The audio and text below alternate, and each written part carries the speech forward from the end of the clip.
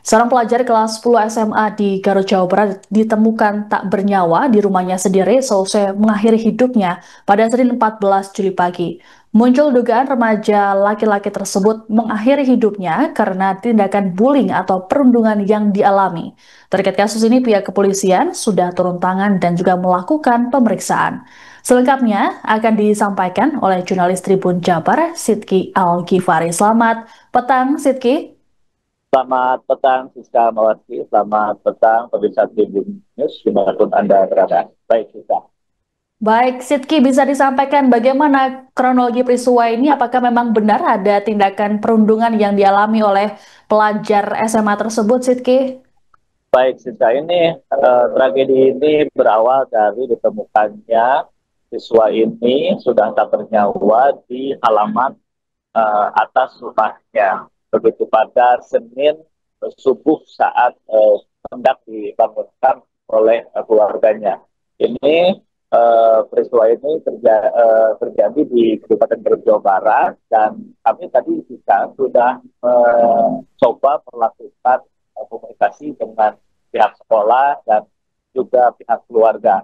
Dari uh, kedatangan kami ke rumah keluarga, saat itu keluarga masih enggan untuk memberikan keterangan lebih lanjut terkait uh, tewasnya salah satu anggota dari keluarga mereka. Kemudian kami mendatangi sekolah yang mana merupakan SMAN 6 Garut di Kabupaten Garut, Jawa Barat. Pihak sekolah mengatakan bahwa pihak sekolah apa, tidak, maksud kami membantah bahwa siswa kelas 10 itu meninggal dunia akibat perilaku tak menyenangkan atau bullying di sekolahnya. Bahkan tadi juga kami sempat mewawancarai teman-teman sekelas dari korban ini, dan kami mendapat beberapa informasi dari hasil pertemuan tadi. Jadi uh, menurut kepala sekolah SMAN 6 Garut, peristiwa ini diduga berawal dari tidak naiknya siswa tersebut ke kelas 11. Kemudian uh, pihak sekolah juga membantah ada perilaku perundungan di sekolah dengan menghadirkan sejumlah saksi.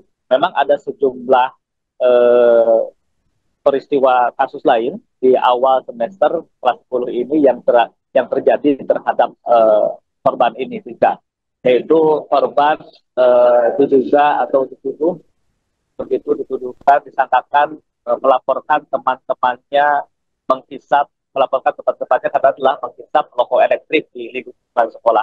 Namun peristiwa itu juga menurut kepala sekolah bahwa sudah selesai. Pihak teman-teman dari korban juga sudah berkomunikasi dengan korban bahwa yang melaporkan teman-teman mereka melakukan menghisap rokok elektrik itu ternyata bukan dari korban ini, begitu. Kemudian uh, teman korban juga mengatakan bahwa uh, setelah kejadian tersebut komunikasi antara teman-teman korban satu kelas itu sudah kembali normal dan kembali cair, meskipun kata mereka ada sedikit kecanggungan komunikasi setelah peristiwa tersebut. Siska. Baik, Sidki, jadi ada perbedaan kronologi antara pihak keluarga dari pelajar tersebut dan juga teman-teman dari pelajar tersebut. Lalu Ya, bagaimana ya, hasil ya. dari pemeriksaan sementara polisi, Sidki? Oke, baik, Siska. Perlu saya tekankan sekali lagi, dari keterangan keluarga, kami tadi kan belum dapat kami sudah berhasil komunikasi dengan keluarga, tapi pihak keluarga belum mau membeberkan secara lengkap peristiwa ini. Tapi dari unggahan-unggahan ibunda dari korban ini bahwa kecenderungan unggahan-unggahan tersebut mengarah pada bullying, begitu, mengarah pada meminta keadilan terhadap anaknya yang diduga mendapatkan bullying di sekolahnya. Kemudian untuk dari pihak kepolisian, kemarin juga tim Inapis sudah datang ke lokasi kejadian, tidak memeriksa jasad korban yang ada di lantai 2 di rumahnya sendiri, yang merupakan seperti tempat atau balkon tempat di mana kejadian korban mengakhiri hidup di lokasi tersebut, Siska. Jadi tadi juga kami sudah menginformasi mencoba komunikasi dengan Kasat Reskrim Polres Garut, AKP Joko prihatin bahwa pihaknya juga masih mendalami kasus ini. Kemudian kami juga tengah menunggu hasil dari otopsi dari kematian dari korban ini, Siska. Baik, Sidki, lalu terkait dengan sosok korban sehari-hari, apakah memang dikenal sebagai anak yang pendiam atau justru sebaliknya, Sidki? Ya, baik Siska, dari keterangan hasil keterangan guru wali ya, wali kelas di sekolahnya bahwa sosok korban ini merupakan siswa yang pendiam dan aktif aktif di berkesenian di sekolahnya gitu. Jadi masuk ke grup kesenian dan aktif di sana. Kemudian hubungannya dengan para siswa-siswanya juga menurut pihak sekolah juga menurut rekan-rekannya ini cukup baik belakangan ini begitu. Dan uh, diduga ini juga pihak sekolah menduga bahwa kejadian ini terjadi bahwa korban ini diduga tidak terjadi begitu, maksud kami tidak terjadi diduga karena tidak naik kelas karena memang korban ini diketahui memang ada beberapa mata pelajaran yang tidak bisa terpenuhi sehingga korban ini tidak naik kelas ke kelas 9 ke kelas 11 begitu. Kemudian pihak sekolah juga telah melakukan komunikasi dengan pihak keluarga, namun hingga uh, hari ini menurut mereka tidak ada komunikasi lanjutan terkait status mereka. Tapi pihak sekolah masih memastikan bahwa status korban ini masih merupakan siswa dari SMAN Tamgaru. Baik, kasus ini sudah mendapat perhatian dari banyak pihak termasuk kepolisian. Lalu bagaimana respons dari Pemkab Garut sendiri dalam menanggapi kasus dugaan bullying ini, Sidki? Ya, baik. Tadi juga kami sempat datang bersama Wakil Bupati Garut, Lutfiani Putri Kalina ke kediaman korban, bahwa ternyata jika korban ini sudah mendapat Pemkab Garut sudah mendapat informasi terkait apa yang terjadi pada korban.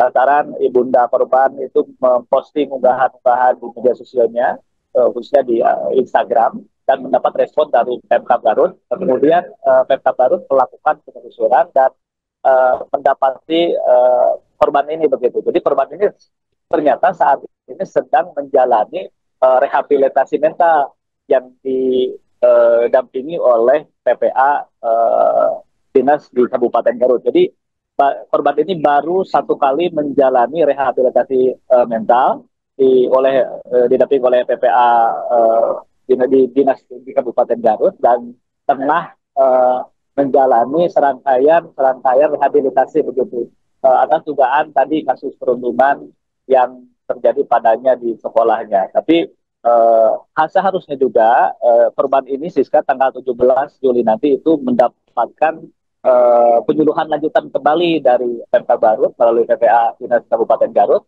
untuk direhabilitasi terkait apa yang terkait hal yang terjadi kepada dirinya, Siska.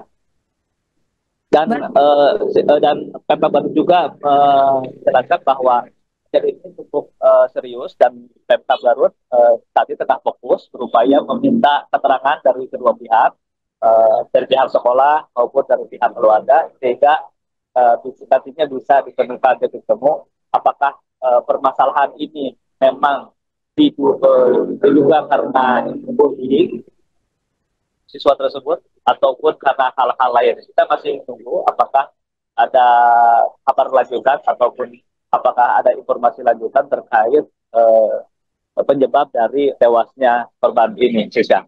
Baik, terima kasih laporannya jurnalis Tribun Jabar Sidki Algifari melaporkan terkait dengan kasus dugaan bullying di Garut, Jawa Barat. Selamat bertugas kembali.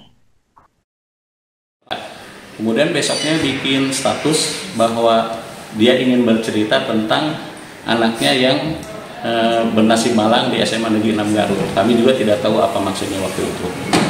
Tetapi setelah itu besoknya rapat pleno dan verifikasi kenaikan kelas, diputuskan bahwa siswa tersebut tidak naik kelas. Nah, setelah tidak naik kelas, hari Jumat ibunya datang ke sekolah untuk mengambil rapot. Kami masih mengatakan bahwa silakan ibu mau meneruskan siswa itu berlanjut di sini di kelas 10 karena tidak naik, atau mau pindah dengan istilahnya silakan bisa jadi kelas 11 di sekolah lain, tapi kalau di sini tetap di kelas 10. Nah, itu. Tetapi malamnya dia bikin status IG yang tadi ya. Kemudian malamnya lagi, malam Sabtunya ada juga IG yang mengatakan bahwa SMA Negeri 6 itu memaksa pindah anaknya dari SMA 6 untuk keluar dari SMA 6. Padahal kami tidak berkata seperti itu. Kemudian di akhirnya juga muncul ada pembulian dan lain sebagainya ya. Pembulian sebenarnya di SMA 6 tidak ada pembulian seperti itu. Malahan sebagai saksi ini ketua kelas, ini juga temannya, itu tidak ada pembulian di SMA 6. Bisa nanti dibuktikan dengan data-data yang lengkap lah di SMA 6. Pembulian itu tidak ada, kemudian katanya anaknya dikeroyok juga di IG itu pun tidak ada, malahan dipisahkan. Ini kata teman sekelasnya, ketua kelas, dipisahkan supaya tidak berkelahi dengan anak yang lain, dan itu langsung ditangani oleh BP dan BK, sekaligus oleh wali kelas. Sudah ditangani dan beres itu semua. Munculnya kata pembulian itu setelah anak itu tidak naik. Itu sebenarnya kronologis kenapa mengatakan bahwa SMA 6 itu ada pembulian. Ada semacam, kalau menurut laporannya memang ada pihak-pihak yang diterima oleh korban ini sebagai perilaku yang tidak menyenangkan, tapi tidak dianggap sebagai bullying oleh pihak yang satunya. Nah, itu kalau dari pihak sekolah barusan juga menolak dia disebutkan bullying. Ya, saya belum ada komunikasi. Sudah sih pernah waktu yang 2 minggu itu ke kepala sekolah, saya baru WhatsAppan. Memang betul bilangnya tidak ada bullying.